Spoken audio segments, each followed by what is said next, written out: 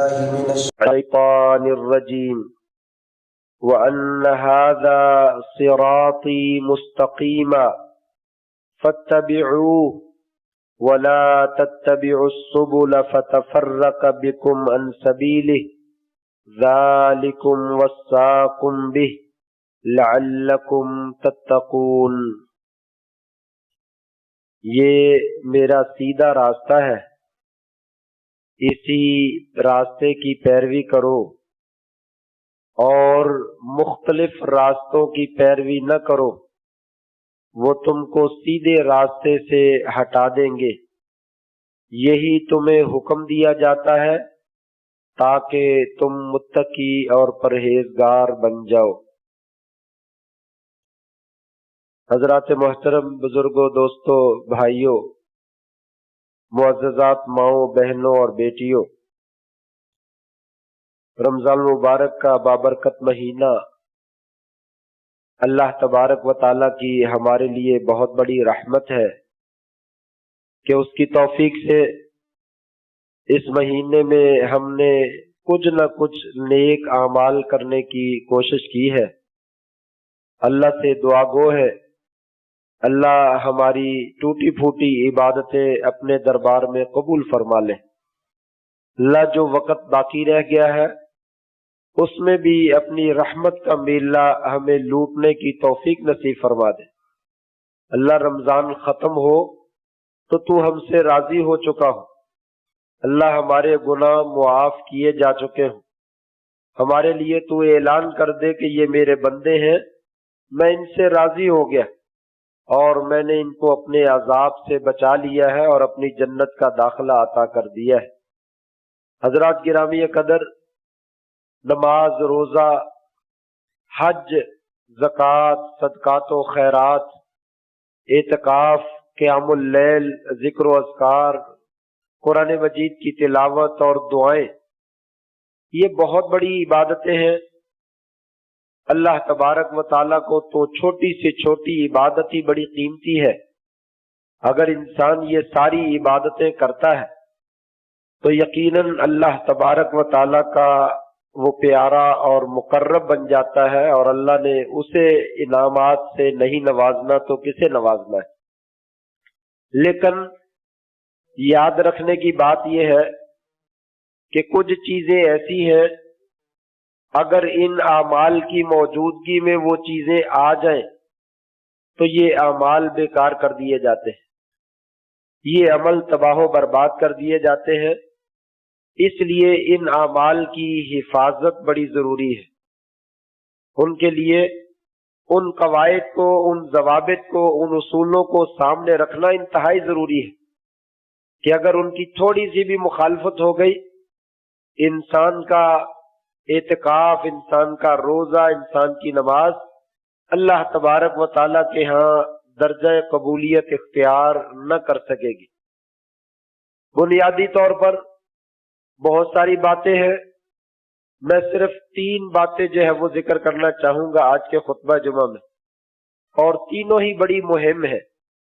اس سے پہلے تھوڑی سی تمہید ہے۔ نبی کریم صلی اللہ علیہ وآلہ وسلم اور اللہ تبارک و تعالی قرآن مجید میں ہمیں بتلایا ہے کہ مسلمانوں، تمہارے لیے ایک ہی راستہ ہے جو کامیابی کا راستہ ہے، دائیں بائیں کوئی راستہ نہیں نکلتا۔ یہ سارے راستے جنت کو جاتے ہیں؟ نہیں، ایسا نہیں ہے۔ جنت کو صرف ایک راستہ جاتا ہے، دائیں بائیں جتنے بھی راستے ہیں یہ سب شیاطین کے راستے ہیں۔ یہ میں نہیں کہہ رہا، نبی کریم صلی اللہ علیہ وسلم فرما رہے ہیں، اللہ تعالیٰ بھی فرما رہے ہیں۔ یہ قرآن مجید میں کہا وَأَنَّ هَذَا صِرَاطِي مُسْتَقِيمًا، لوگوں یہ میرا سیدھا راستہ ہے۔ حدیث میں میں نے پہلے بھی ایک دفعہ بیان کیا تھا، آپ ایک دفعہ صحابہ کی محفل میں تھے، آپ نے ایک لائن کھینچی، اس کے دائیں طرف 2-3 لائنیں ادھر کھینچ دی، اس کے بائیں طرف 2-3 لائنیں ادھر کھینچ دی۔ آپ نے فرمایا لوگوں کو بات سمجھ آئی؟ کہا نہیں یا رسول اللہ۔ کہا یہ سیدھا راستہ جو ہے یہ میرا راستہ ہے، یہ سیدھا راستہ جنت کی طرف جا رہا ہے، یہ دائیں اور بائیں جو راستے ہیں یہ شیاطین کے راستے ہیں۔ دائیں بائیں کبھی نہ چلنا، میرا صراط مستقیم سیدھا ہے، بس اسی راستے پہ چلنا، تم کامیاب ہو جاؤ گے۔ اور قرآن مجید میں یہی کہا وَأَنَّ هَذَا صِرَاطِي مُسْتَقِيمًا، لوگو یہ میرا سیدھا راستہ ہے، فَاتَّبِعُوا، اس کی پیروی کرنا، وَلَا تَتَّبِعُوا السُّبُلَ، مختلف راستوں کی پیروی نہ کرنا، وہ تم کو سیدھے راستے سے ہٹا دیں گے۔ دوسری حدیث نبی کریم صلی اللہ علیہ وسلم کی مشہور حدیث ہے، آپ جانتے ہیں، یہودیوں کے 71 فرقے ہوئے، نصارہ کے 72 ہوئے، اور میری امت کے 73 ہوں گے، سارے ہی جنت میں ہیں۔ آج بہت سارے لوگ یہ مغالطہ دینے کی کوشش کرتے ہیں سارے ہی جنت میں، فرمایا نہیں، کلھا فی النار، آپ نے فرمایا سب جہنمی ہے، صرف ایک گروہ جو ہے وہ جنتی ہے، جو ایک سیدھے راستے پہ چلنے والا ہے، وہی گروہ جو ہے وہ جنتی ہے۔ اور وہ گروہ کون سا ہے؟ ما انا علیہ واصحابی، لوگوں جس گروہ نے میرے جیسے عمل کیے اور میرے صحابہ جیسے عمل کیے، جو عمل میں نے نہیں کیا، میرے صحابہ نے نہیں کیا، اس طرح کا عمل کرتا ہے، اللہ کے دربار میں وہ قابل قبول نہیں ہے، اس کی نیت چاہے کتنی اچھی کیوں نہ ہو، کتنی اعلیٰ کیوں نہ ہو، وہ کلھا فی النار الا واحدہ، سب جہنم میں جائیں گے، صرف میرے سے، میرا اور میرے صحابہ کا گروہ جو ہے یہ جنت میں جائے گا۔ اس لیے راستہ ایک ہی ہے، اللہ کے دین کا، اللہ کا، اس کے رسول کا، اور رسول کے مطابق صحابہ کرام نے جس بات پہ عمل کر دیا، بس اس کے علاوہ کوئی راستہ نہیں۔ آج اگر ہم نیکی کا کام کرتے ہیں، اللہ نے نہیں کیا یا کرنے کا حکم نہیں دیا، نبی کریم صلی اللہ علیہ وسلم نے کر کے نہیں دکھایا، صحابہ کرام نے اس کو فالو نہیں کیا، آج وہ کسی طریقے سے بھی نیکی کا عمل نہیں بن سکتا۔ انسان 1000 دفعہ کہے میں بڑی نیکی کر رہا ہوں، میں بڑا ثواب کا کام کر رہا ہوں، فرمایا وہ کبھی بھی نیکی کا کام نہیں بن سکے گا۔ اس لیے میرا ایک ہی راستہ ہے، اسی راستے کو قائم اور دائم رکھنا، اسی کو مضبوطی سے پکڑ لینا، تم سیدھے راستے پہ قائم اور دائم رہو گے اور سیدھے جنت میں چلے جاؤ گے۔ یہ فلاں راستہ بھی ٹھیک ہے، فلاں بھی ٹھیک ہے، اس کی بھی بات مان لو، اس کی بھی بات مان لو، اس کی بھی بات مان لو، یہ قرآن اور حدیث کا سبق نہیں ہے، اپنی من مانی کا نام دین نہیں ہے۔ کتاب اللہ و سنت رسول، آپ نے فرمایا تھا لوگوں ترکت فیکم امرین لن تضلوا ما تمسکتم بہما، لوگوں 2 چیزیں چھوڑ کے جا رہا ہوں، جب تلک مضبوطی سے پکڑے رکھو گے تم کبھی گمراہ نہیں ہو، ان دونوں میں سے کسی چیز کو چھوڑ دیا تم گمراہ ہو جاؤ۔ یہ واضح حدیث موجود ہے، کتاب اللہ و سنت، لوگوں میری اللہ کی کتاب اور میری سنت، 2 چیزوں کو مضبوطی سے تھام لینا، تم کبھی گمراہ نہیں ہو۔ آج امت مسلمہ کی گمراہی کا سبب یہی ہے، قرآن کو بھی چھوڑ دیا، سنت کو بھی چھوڑ دیا۔ کچھ لوگ قرآن کا دعویٰ کرتے ہیں، کچھ سنت کا کرتے ہیں، کچھ دونوں کو چھوڑ دیتے ہیں، جس کی وجہ سے امت جو ہے وہ افتراق اور انتشار کا شکار ہے اور تباہی اور بربادی کا شکار ہے۔ کتاب اللہ کیا ہے؟ بہت سارے مسئلے ہیں، مختصر سے وقت میں سارا کتاب اللہ تو میں بیان نہیں کر سکتا، ہر جمعے میں اللہ کا شکر ہے ہم کتاب اللہ ہی بیان کرتے ہیں، سنت رسول ہی بیان کرتے ہیں، لیکن خصوصی پیغام کتاب اللہ میں جو مین چیز ہے اور سنت رسول میں جو مین چیز ہے وہ ایمان ہے، وہ عقیدہ ہے، اللہ پر، رسول پر صحیح ایمان لے آؤ، صحیح عقیدہ اختیار کرو، تمہارا معمولی سا عمل اللہ کے دربار میں بہت بڑا بن جائے گا۔ تمہارا عقیدہ خراب ہے، اللہ پر ایمان درست نہیں ہے، رسول پر ایمان درست نہیں ہے، اتنا بڑا عمل جو ہے وہ اٹھا کر پھینک دیا جائے گا۔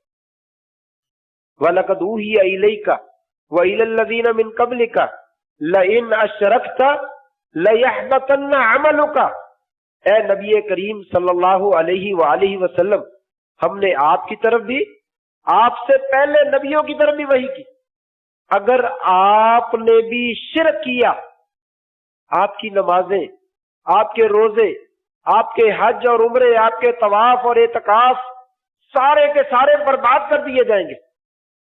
یہ کسے کہا جا رہا ہے؟ نبی کریم صلی اللہ علیہ وسلم کو۔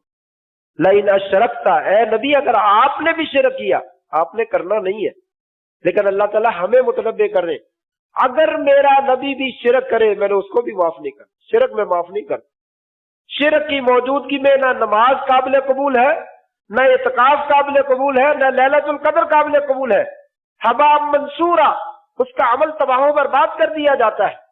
لوگوں کبھی اللہ کے ساتھ شرک نہ کر۔ اللہ کے ساتھ شرک کیا ہے؟ قل هو اللہ احد، لوگوں اللہ ایک ہے، اللہ دو نہیں ہے، تین نہیں ہے، چار نہیں ہے، 10,000 نہیں ہے، صرف اللہ ایک ہے۔ اپنی ذات میں بھی، اپنی صفات میں بھی ذات کے اعتبار سے یکتا ہے، اس سے کوئی نہیں نکلا، نہ وہ کسی سے نکلا ہے۔ لم یلد ولم یولد، لوگوں اللہ سے کوئی نہیں نکلا، اس کی بیوی نہیں ہے، اس کے بچے نہیں ہے، وہ کسی کا باپ نہیں ہے، وہ کسی کا بیٹا نہیں ہے، وہ تنہا ہے، یکتا ہے، بے نظیر ہے، لاسانی ہے۔ لوگوں اللہ کا کوئی جز نہیں ہے، عیسیٰ اللہ کا بیٹا نہیں ہے، عزیر اللہ کا بیٹا نہیں ہے، مریم اللہ کی بیوی نہیں ہے، محمد الرسول اللہ صلی اللہ علیہ وسلم اللہ کا حصہ نہیں ہے۔ یہ عقیدہ ہے۔ قل هو اللہ احد، اللہ ایک ہے، اللہ کے ساتھ کوئی برابری کرنے والا، کوئی شراکت کرنے والا نہیں ہے، نہ ذات کے اندر نہ اس کی صفات کے اندر۔ ذات کے اندر تو وہ یکتا ہے، وہی جو مستوی عرش تھا خدا ہو کر اتر پڑا مدینے میں مصطفیٰ ہو کر۔ یہ شرکیہ نظریہ ہے، شرک ہے، اللہ تبارک و تعالیٰ اس کو معاف نہیں فرماتا۔ وہ نور من نور اللہ ہے، اللہ کے نور سے کوئی نہیں نکلا، اللہ کا اپنا نور ہے۔ باقی جو مخلوق کا نور ہے وہ مخلوق نے پیدا کیا ہے، اللہ نے اپنے آپ کو پیدا نہیں کیا۔ اللہ کا نور آج تک کسی نے دیکھا نہیں ہے، وہ قیامت کے دن جو ہے وہ دکھائے گا، جنت میں دیدار جو ہے وہ کروائے گا۔ اللہ سے دعا کیا کرو اللہ جنت میں ہمیں بھی اپنا دیدار نصیب فرما دے۔ اللہ کا حصہ کوئی نہیں ہے، کوئی نور من نور اللہ نہیں، کوئی جز من جز اللہ نہیں ہے، کوئی شیء للہ نہیں ہے۔ اللہ ایک ہے ذات کے اعتبار سے، اور صفات کے اعتبار سے بہت سارے اوصاف ایسے ہیں جو اللہ کے لیے، کسی کے لیے۔ عالم الغیب اللہ کی ذات ہے۔ ان اللہ عنده علم الساعہ، لوگوں قیامت کا علم صرف اللہ کے پاس، یہ علم غیب کسی کے پاس نہیں۔ ان اللہ عنده علم الساعہ وینزل الغیث، بارش کا علم صرف اللہ کے پاس ہے۔ ویعلم ما فی الارحام، ماں کے پیٹ میں کیا ہے، بچہ ہے، بچی ہے، ایک ہے، دو ہے، یہ نیک بخت ہے یا بد بخت ہے، کسی الٹرا ساؤنڈ کی رپورٹ میں نہیں آتا۔ اس کی عمر کتنی ہے، کسی الٹرا ساؤنڈ کے اندر نہیں آتا۔ یہ کہاں پہ مرے گا، کسی الٹرا ساؤنڈ میں نہیں آتا۔ یہ کہاں کہاں جائے گا، کسی الٹرا ساؤنڈ میں نہیں آتا۔ فرمایا یعلم ما فی الارحام، لوگوں صرف اللہ کو پتا ہے کہ ماں کے پیٹ میں کیا ہے۔ وما تدری نفس ماذا تکسب غدا، دنیا جہان کی مشینیں، دنیا جہان کی سائنس نہیں بتا سکتی انسان کل کو کیا کرے گا۔ آنے والے دن میں بادشاہ تخت پہ ہوگا یا تختہ دار پہ ہوگا، یہ بادشاہ بھی نہیں بتلا سکتا۔ رعایا نے کیا بتلانا ہے، بڑے بڑے پہلوان، بڑے بڑے حکیم، بڑے بڑے دانا نہیں بتا سکتے ہیں، یہ صرف اور صرف علم میرے رب کے پاس ہے۔ وما تدری نفس بأی ارض تموت، کسی جان کو پتا نہیں ہے میں نے کہاں پہ مرنا ہے۔ اگر پتا چل جائے تو انسان مرنے کے لیے کبھی تیار ہی نہ ہو۔ کہا یہ علم اللہ نے میں اپنے پاس رکھا ہے، علم غیب کسی کے پاس نہیں ہے۔ یہ وصف ہے اللہ تعالیٰ کا، جو اللہ کے وصف میں کسی کو شریک کرتا وہ بھی شرک کرتا ہے۔ اللہ اپنی ذات میں بھی یکتا، اپنی صفات میں بھی یکتا۔ نبی کریم صلی اللہ علیہ وسلم نے قرآن مجید میں کہا وَلَوْ كُنْتُ عَالَمُ الْغَيْبَ لَاسْتَكْثَرْتُ مِنَ الْخَيْرِ وَمَا مَسَّنِيَ السُّوءُ، لوگوں اگر مجھے غیب کا علم ہوتا مجھے ساری زندگی کبھی تکلیف نہ ہوتی۔ مجھے معلوم ہے یہاں پہ کانٹا پڑا ہوا ہے، میرا دماغ خراب ہے، میں اس کے اوپر پاؤں رکھوں گا، میں اس سے سائڈ سے گزروں گا، کانٹا اسی وقت چبھتا ہے جب مجھے پتا نہیں ہوتا یہاں پہ کانٹا پڑا ہے، میرا پاؤں آ جاتا ہے، کانٹا پاؤں میں چبھ جاتا ہے، تکلیف ہوتی ہے۔ آپ سب کو تکلیف نہیں آئی؟ آپ کی بیوی کے اوپر الزام نہیں لگا؟ 1 مہینہ آپ پریشان نہیں رہے؟ کہاں غیب کا علم ہے؟ لوگوں اپنا نظریہ قرآن اور حدیث کے مطابق بناؤ. یہ نبی کی توہین نہیں ہے. نبی کے پاس علم غیب کو ماننا یہ اللہ کی توہین ہے. اللہ کہتا ہے علم غیب میرے پاس ہے، اور ہم کہتے نہیں کہ اللہ اور لوگوں کے پاس بھی ہے. تجھے کیا علم ہے؟ علم تو ہمیں ہے، ہمیں پتا ہے کس کس کے پاس علم غیب ہے. اللہ کا نبی تو قرآن میں کہتا ہے وَلَوْ كُنْتُ عَالَمُ الْغَيْبَ لَاسْتَكْثَرْتُ مِنَ الْخَيْرِ وَمَا مَسَّنِيَ السُّوءُ. لوگوں اگر مجھے غیب کا علم ہوتا مجھے کبھی تکلیف نہ پہنچتی، میں ساری زندگی خیر ہی خیر جمع کر لیتا، لیکن مجھے تو ساری زندگی تکلیفوں کا سامنا کرنا پڑا ہے. میں تو مصیبتوں اور آزمائشوں میں پڑا رہا ہوں. جنگ احد میں نئی تکلیفیں آئی. جنگ احد میں آپ کا سر مبارک زخیم نہیں ہوا، آپ کے دندان مبارک شہید نہیں ہوئے، 70 صحابہ کرام شہید نہیں ہوئے. قاری 70 قاریوں کو دھوکے سے مشرکین عالم اور مبلغ بنا کر لے گئے اور جا کر ایک جگہ پہ شہید کر دیا. کہ آپ کو علم غیب تھا اور پھر جان بوجھ کے ان کے ساتھ بھیجا. زہر کے بارے میں لقمہ کھا لیا، منہ میں گیا لقمہ تو پھر بول کے بتلایا، پہلے نہیں پتا چلا. اور آپ نے فرمایا جب فوت ہونے لگے عائشہ مجھے اب بھی اس زہر کے اثر سے میری انتڑیاں کٹتی ہوئی نظر آ رہی ہیں. مجھے محسوس ہو رہا ہے کہ جیسے ابھی بھی زہر میرے جسم کے اوپر اثر کر رہا ہے. تو یہ علم غیب ہے؟ کیسی بات کرتے ہیں؟ قرآن مجید کا عقیدہ نہیں ہے، حدیث پاک کا عقیدہ نہیں ہے، اللہ کے رسول کا عقیدہ نہیں ہے. حضرت عائشہ پہ الزام لگا. نبی صلی اللہ علیہ وسلم حضرت عائشہ کو کیا کہتے ہیں؟ عائشہ اگر تو نے گناہ کیا ہے اللہ سے توبہ کر لے، اللہ معاف کر دے. اگر تو نے نہیں کیا اللہ تجھے بری کر دے گا. حضرت عائشہ فرماتی اے نبی صلی اللہ علیہ وسلم میرے سر کے تاج آپ بھی یہ کہتے ہیں، آپ بھی یہ بات کہتے ہیں کہ میں نے جرم کیا تو توبہ کر لوں؟ میرے پاس کوئی جواب نہیں ہے. میری تو آنکھوں سے آنسو بھی ختم ہو گئے، میں کیا جواب دوں آپ کو؟ حضرت عائشہ نے تو نہیں کہا یا رسول اللہ آپ تو عالم الغیب ہیں، آپ تو ایسی باتیں نہ کریں، آپ کو تو سارا پتا ہے، آپ ان کے منہ پہ ٹماٹر کیوں نہیں مارتے؟ نہیں، علم غیب اللہ نے نہیں دیا. علم غیب صرف اللہ کی ذات کے پاس ہے. ما کنت تدری مل کتاب ولا الایمان. اے نبی کریم صلی اللہ علیہ وسلم یہ قرآن نازل کرنے سے پہلے آپ کو نہیں معلوم تھا قرآن کیا ہے. یہ ہم نے پڑھایا ہے، یہ ہم نے سکھایا ہے. آج ہمارا ایمان ہی مکمل نہیں ہوتا جب تک نبی کریم تو بہت دور کی بات ہے ہر نتھو پتو کو عالم الغیب نہیں ثابت کر دیا جاتا. علم غیب اللہ کا وصف ہے، اللہ کی ذات میں اس کا کوئی شریک نہیں ہے اور اللہ کی صفات میں بھی اس کا کوئی شریک نہیں ہے. اور اللہ مشکل کشا ہے، یہ بھی اللہ کا وصف ہے. اللہ حاجت روا ہے، اللہ گنج بخش ہے، اللہ تبارک و تعالیٰ ساری کائنات کو دینے والا ہے اور کوئی ساری کائنات کو دینے والا نہیں اور کوئی نہیں دینے والا، صرف اللہ دینے والا ہے. کتنی آیتیں ذکر کروں، وقت بڑا تھوڑا سا ہے. ومن اضل ممن يدعو من دون الله من لا يستجيب له الى يوم القيامه. لوگوں قرآن پڑھو، کس سے کہانیاں نہیں سنا رہا ہوں آپ کو.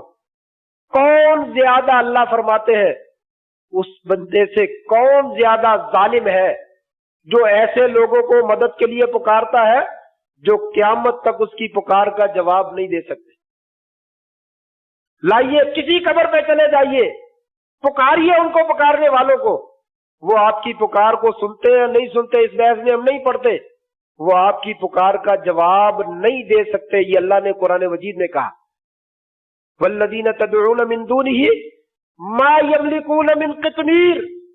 تو کائنات کے لوگوں تمہاری عقل کہاں چلی گئی ہے؟ جن لوگوں کو اللہ کو چھوڑ کر تم پکارتے ہو. کھجور، کھجور تو بہت بڑی بات ہے، اس کی گٹلی بہت بڑی ہے.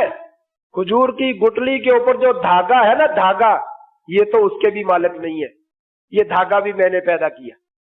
دنیا جہان میں کسی کا کچھ نہیں ہے، سارا میں نے بنایا ہے. تم ان کو پکارتے ہو جو ایک دھاگا نہیں لے سکتے. سورہ حج میں اللہ نے فرمایا ان الذین تدعون من دون اللہ لن یخلقوا ذبابا. اور لوگوں جن کو تم مدد کے لیے پکارتے ہو سارے کے سارے مل کر آ جائیں، ایک مکھی پیدا نہیں کر سکتے. 2.5 किलो का, 3 किलो का, 5 किलो का बच्चा देना तो बड़ी दूर की बात है। एक मक्खी भी पैदा नहीं कर सकते। मक्खी को भी मैंने पैदा किया है।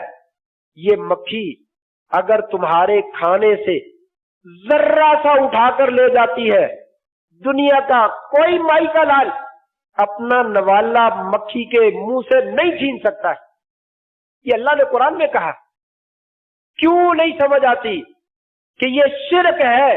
मुख्तारे कुल अल्लाह की जात है, कोई दुनिया में मुख्तारे कुल नहीं है।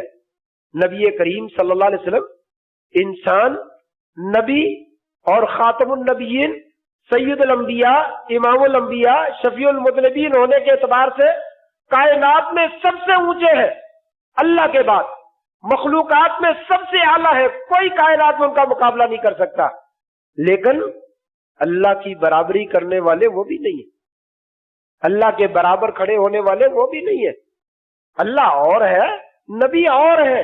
अल्लाह खालिक है, नबी मखलूक है। अल्लाह जो है वो मालिक है, नबी और रियाया सारे उसके गुलाम हैं। फरमाया लोगों किनको पुकारते हो? जिनको तुम पुकारते हो वो तुम्हारी पुकार को सुनते नहीं, वो सुनते भी नहीं और तुम्हारी पुकार का जवाब भी नहीं देते। तुम क्यों नहीं समझ आती? अगर नबी मुश्किल कुशा होता तो अली को बेयारो मददगार शहीद क्यों कर दिया जाता? अगर अली मुश्किल कुशा होते, हजरत हुसैन को बेयारो मददगार करबला में क्यों शहीद कर दिया जाता? अली भी मुश्किल कुशा, हुसैन भी मुश्किल कुशा, हसन भी मुश्किल कुशा, तीनों को कत्ल कर दिया जाता है। तीनों पे दुश्मन हमला करता है और तीनों कत्ल हो जाते हैं। वो तो अपनी मदद खुद नहीं कर सके, दूसरों की मदद क्या करेंगे? उनकी नेकी, उनका वरा, उनका तकवा, उनका इज्जत, उनका मुकाम अपनी जगह पे वो बहुत आला है, लेकिन मुश्किल कुशा नहीं है। लोगों तुम्हें क्या हो गया है? नेक होना और चीज है, मुश्किल कुशा होना और चीज है। ये दुनिया में अल्लाह के सिवा कोई मुश्किल कुशा नहीं। लोगों अल्लाह के अलावा मदद न तलब करो। क्या कहते हैं नमाज में? इय्याका नअबुदु व इय्याका नस्तईन। या अल्लाह सिर्फ और सिर्फ तुझसे मदद तलब करते हैं, कायनात के किसी बंदे से मदद तलब नहीं करते। इसका माना ये कि अल्लाह तेरे अलावा हम किसी से मदद तलब नहीं करते। मदद तलब करने से मुराद वो मदद या अल्लाह जो तू करने वाला है कोई कर नहीं सकता। औलाद मांगना, रिज़्क मांगना, मुश्किल कुशाई मांगना, ये मदद। पानी का गिलास मांगना ये मदद नहीं है। ये तो अल्लाह ने खुद कहा वतआवनु अलल बिर्रि वत्तक़वा, नेकी के कामों में एक दूसरे का तावन किया करो, बुराई के कामों में एक दूसरे का तावन न किया करो। जिन चीजों पे इंसान कादिर है वो मदद लेने में कोई हर्ज नहीं। जिनके ऊपर इंसान कादिर नहीं है वो मदद मांगना शिरक है। इंसान समंदर में है, कश्ती भंवर में फंसी हुई है, वहां पे पुकारे अब्बू मेरी मदद को आ जा, अम्मी मेरी मदद को आ जा, पीर साहब मेरी मदद को आ जाओ। पीर उस वक्त आवाज भी नहीं सुनता, मदद को आना तो बड़ी दूर की बात है। उस वक्त कौन सुनता है सवाए अल्लाह ताला के। अल्लाह ने कुरान मजीद में मुशरिकीन का नजरिया जिक्र किया, फैजा रकिबू फिल फुल्की दअवुल्लाह मुखलिसीन लहुद्दीन। ओ पाकिस्तान वालों, इंडिया वालों, हिंदुस्तान वालों, तुम्हें क्या हो गया है? नबी के जमाने के मुशरिक अगर कश्ती भंवर में फंस जाती, अल्लाह के सिवा किसी को नहीं पुकारते थे। 360 बुत रखे हुए थे, जगह जगह पे बुत बना रखे थे, लेकिन जब कभी मुश्किल आ जाती अल्लाह के सिवा किसी से दुआ नहीं मांगते थे। आज तुम्हारी कश्तियां भंवर में फंस जाती है तो या अली मदद, मौला अली मुश्किल कुशा, मेरी कश्ती को पार लगा देना। तुम्हें क्या हो गया है? अल्लाह के सिवा कौन पार लगाने वाला है? अगर लगाने वाला होता तो हुसैन का बेड़ा कभी भी करबला में जो है वो न डूबता, उनकी कश्ती वहां पे कभी ना डूबती। हजरत हुसैन हसन को कभी जहर न दिया जाता। हजरत अली रज़ी अल्लाह पे कत्ल का हमला हुआ, वो कभी भी शहीद न होते, बच जाते। लेकिन ये तो मेरे अल्लाह के फैसले, ये तो इख्तियार और इक़्तिदार मेरे हाथ में। बहरहाल वक्त नहीं है, मैं बात को आगे बढ़ाना चाहता हूँ। मुश्किल कुशा भी अल्लाह की जात है और आलिमुल गैब भी अल्लाह की जात है। ये अल्लाह का वसफ है, उसके साथ शरीक ना डरो। अगर शरीक ठहराओगे वला इन अशरकता लयहबतन्न अमलुक, लोगों तुम्हारे अमल बर्बाद हो जाएंगे। एतकाफों का कोई फायदा नहीं। संभाल लो अपने एतकाफ, अपनी नमाजें ले जाओ, अपने रोजे ले जाओ। अगर तुम्हें अल्लाह की जात है, ईमान ही नहीं है, तो तुम्हारी इबादतों का क्या फायदा? आइए इसके उलट ایک دوسری چیز بھی ہے، نبی کو ہم مشکل کشا بھی مانتے ہیں، عالم الغیب بھی مانتے ہیں، اللہ سے زیادہ رتبے والا یا اس کے برابر رتبہ دینے والے بھی مانتے ہیں، لیکن جو شرط لگائی شریعت نے، تمہارے عمل قابل قبول ہے لوگوں اگر میرے نبی کی سنت کے مطابق عمل کرو۔ یہاں پہ موت پڑ جاتی ہے۔ نبی عالم الغیب ہے، مشکل کشا ہے، ساری دنیا کو وہی دیتے ہیں، لیکن بات کس کی ماننی ہے؟ نبی کی سنت تو ٹھیک ہے، لیکن مفتی نے تو یوں کہا ہے، پیر نے تو یوں کہا ہے، بزرگ نے تو یوں فرمایا ہے، وہاں پہ بزرگ نبیوں سے آگے بڑھ جاتے ہیں۔ یہ عجیب تماشا ہے، نبی کا مقام رب سے بڑھا دیا جاتا ہے اور ایک مفتی اور عالم کا مقام نبی سے بڑھا دیا جاتا ہے۔ اللہ فرماتے ہیں لوگوں، جس نے میرے نبی کی اطاعت کی اس نے نبی کی اطاعت نہیں میری اطاعت کی ہے، میرے نبی کی نافرمانی نہ کرنا۔ اگر نبی کی نافرمانی کی اس نے نبی کی نافرمانی نہیں میری نافرمانی کی ہے۔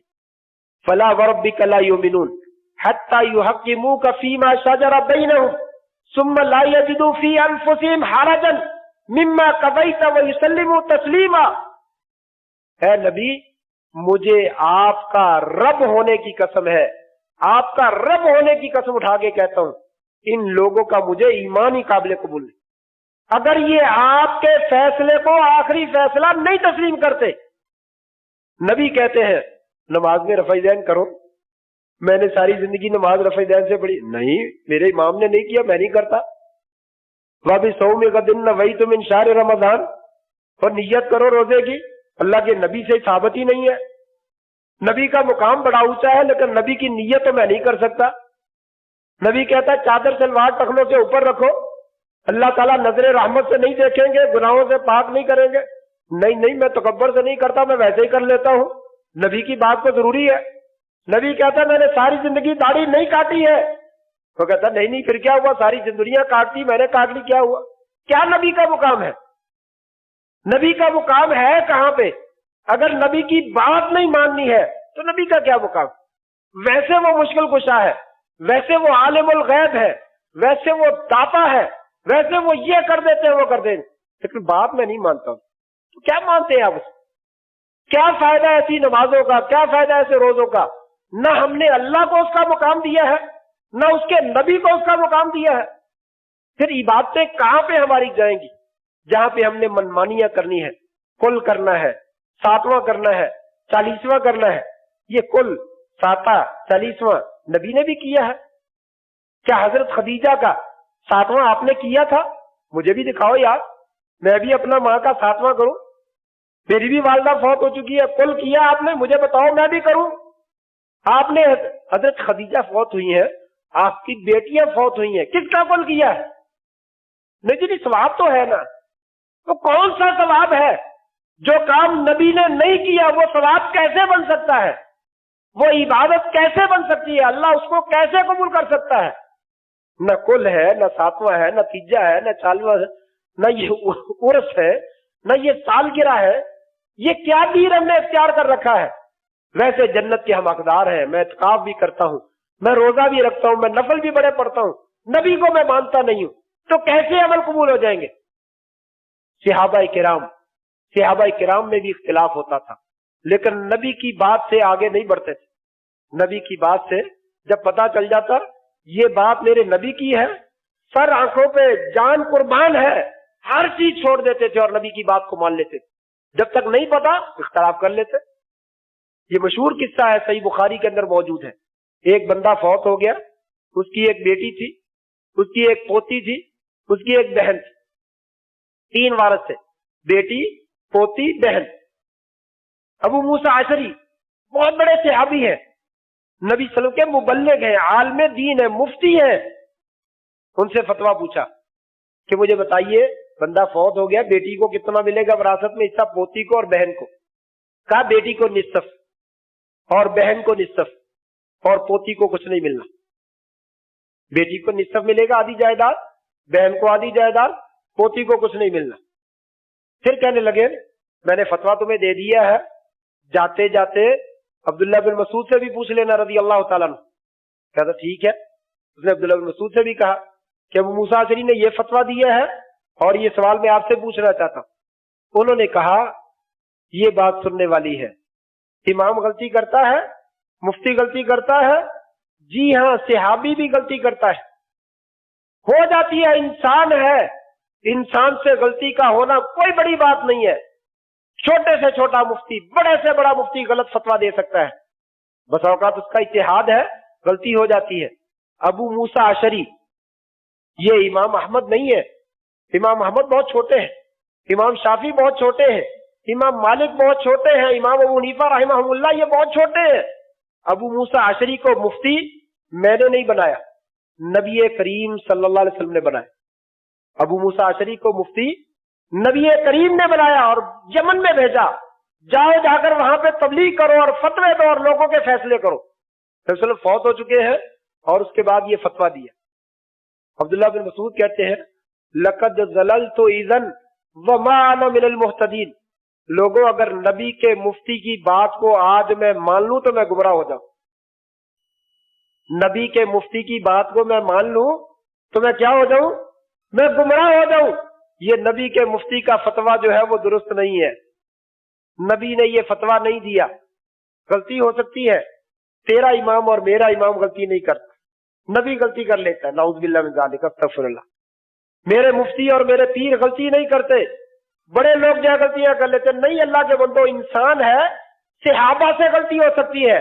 عبداللہ بن مسعود نے کہا دیکھو بیٹی کو نصف ملے گا، پوتی کو چھٹا حصہ ملے گا اور جو باقی مال بچے گا وہ بہن کو ملے گا، تینوں وارث ہیں، اور یہ فیصلہ میں نہیں کر رہا، یہ فیصلہ میرے نبی نے کیا تھا، مجھے آج بھی یاد ہے وہ مسئلہ، میں ان کے مطابق فتویٰ دے رہا ہوں۔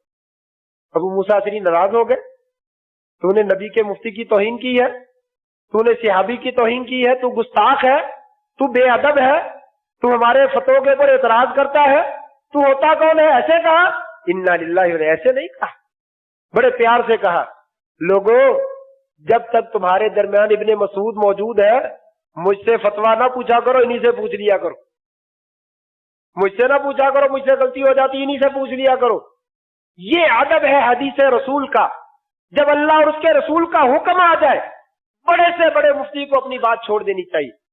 آج ہم بڑے فخر سے کہتے ہیں نبی صلی اللہ علیہ وسلم نے رفع ذہن کیا بھی ہے، چھوڑا بھی ہے، لیکن ہم ساری زندگی چھوڑیں گے، ہم نے نہیں کرنا۔ کیوں؟ جب نبی نے کیا تو کرتا کیوں نہیں؟ میں دعوے سے کہتا ہوں آج نے ساری زندگی رفع ذہن کیا ہے، چھوڑا نہیں ہے۔ یہ لوگوں نے بات بنا دی ہے کہ آپ سے ثابت بھی ہے اور غیر ثابت بھی ہے، لیکن حقیقت یہ ہے صرف رفع ذہن ثابت ہے، نہ کرنا ثابت نہیں۔ کسی ایک صحیح حدیث سے ثابت نہیں ہے کہ آپ نے ایک نماز دی بغیر رفع ذہن کے پڑھی ہو، لیکن چلو ہم تمہاری بات مان لیتے ہیں، چلو ثابت بھی ہے غیر ثابت بھی ہے۔ 15 دن کم از کم نماز رفع ذہن سے پڑھو، 15 دن بغیر رفع ذہن کے پڑھو، تو نبی سے کچھ محبت کا دعویٰ جو ہے اس کا کچھ بھرم تو رکھو، لیکن آج تیاری۔ میں نبی کو بہت اونچا مانتا ہوں لیکن نبی کی سنت سے عمل نہیں کر سکتا۔ اللہ تبارک تعالیٰ فرماتے ہیں لوگوں تمہارا ایمان پھر مجھے ایمان ہی قابل قبول نہیں، نماز روزہ اعتکاف تو بڑی دور کی بات ہے، اگر میرے نبی کی کوئی حیثیت نہیں ہے تو یاد رکھو پھر تمہارا ایمان بھی میرے نزدیک قابل قبول۔ آخری بات ذکر کے اپنی بات ختم کر رہا ہوں، یہ قصہ میں نے پہلے بھی ذکر کیا تھا۔ اللہ کے نبی کی بات کی کیا اہمیت ہے؟ دین کی باتوں میں تو آپ کی بات کو ماننا ہی ماننا ہے، دنیا کی باتوں میں بھی انسان اگر مان لے تو وہ کامیاب اور کامران ہو جاتا، وہ کامیاب ہو جاتا۔ کئی قصے ہیں لیکن ایک ہی قصہ صرف ذکر کرتا ہوں۔ حضرت ابو رافع نبی صلی اللہ علیہ وسلم کے غلام ہیں، ایک دن کھانا بنایا، بکرے کا گوشت پکایا، اس کا گوشت جو ہے وہ بھونا، اور نبی صلی اللہ علیہ وسلم کو بلا لیا، یا رسول اللہ کھانا بنا ہے آ جائیے۔ آپ آ گئے، پوچھا کیا بنایا؟ کہا بکرا بنایا ہے۔ کہا جاؤ دستی کا گوشت لے کر آؤ۔ دستی لے آئے، آپ نے کھائی، دستی کا گوشت بڑا پسند تھا، آپ نے ابو رافع ایک اور لے کر آؤ، وہ گیا ایک اور لے آیا۔ دونوں کھانے کے بعد آپ نے ابو رافع ایک اور لاؤ، وہ ہنس پڑے، کہنے لگے یا رسول اللہ بکری کی 2 ہی دستیاں ہوتی ہیں، تیسری تو ہوتی نہیں ہے۔ یا رسول اللہ ایک ہی بکرا پکایا، کوئی 10 تھوڑی پکایا، میں نے ایک ہی بنایا تھا اور ایک ہی 2 دستیاں وہ لا کے رکھ دی۔ آپ نے ابو رافع تجھے پھر پتہ ہی نہیں، اگر تو خاموش ہو جاتا اور آگے سے نہ بولتا میری بات کو مان لیتا اور جا کر وہاں سے دستی لانے کی کوشش کرتا، تجھے وہاں پہ تیسری مل جاتی، چوتھی مل جاتی۔ جب تلک میں مانگتا رہتا تو دستیاں لاتا رہتا، وہاں کبھی ختم نہ ہوتی۔ یہ نبی کی اطاعت ہے، یہ نبی کی اطاعت ہے، نبی کی فرما برداری ہے۔ دنیا کے معاملے میں بھی اگر انسان نبی کی اطاعت کرتا تو اللہ برکتیں فرما دیتا ہے، دین کے معاملے میں اگر نبی کی اطاعت نہیں کرتا تو عمل انسان کے منہ کے اوپر مار دیا جاتا ہے۔ ہمارے ذمہ ہے بات کو پہنچانا۔ میں تو جس انداز میں بات کہہ سکتا ہوں میں نے کہہ دیا۔ لوگوں، سیدھا راستہ اللہ کے رسول کا، اللہ کے رسول کے صحابہ کا، سنت کا، دین کا راستہ جو صحیح حدیث سے ثابت ہے، اس پہ عمل کرو گے تو کامیاب ہو جاؤ گے، نہیں کرو گے تو کوئی کسی کا کچھ نہیں بگاڑتا، اپنے عملوں کو برباد کرتا ہے۔ اپنے اعتکاف کو کامیاب کرنا ہے، روزے کو، نماز کو، حج کو، زکوٰۃ کو کامیاب کرنا ہے۔ دیکھو یہ عمل ثابت ہے، ضرور کرو، اگر ثابت نہیں ہے تو نہ کرو، اور اللہ کے ساتھ شریک نہ ٹھہراؤ۔ دنیا میں بھی کامیاب ہو جاؤ گے، آخرت میں بھی کامیاب ہو جاؤ گے۔ اللہ سے دعا ہے اللہ تبارک تعالی ہمارا عقیدہ بھی صحیح فرما دے اور ہمیں سنت کے مطابق عمل کرنے کی توفیق بھی نصیب فرما دے۔ وآخر دعوانا ان الحمد للہ رب العالمین۔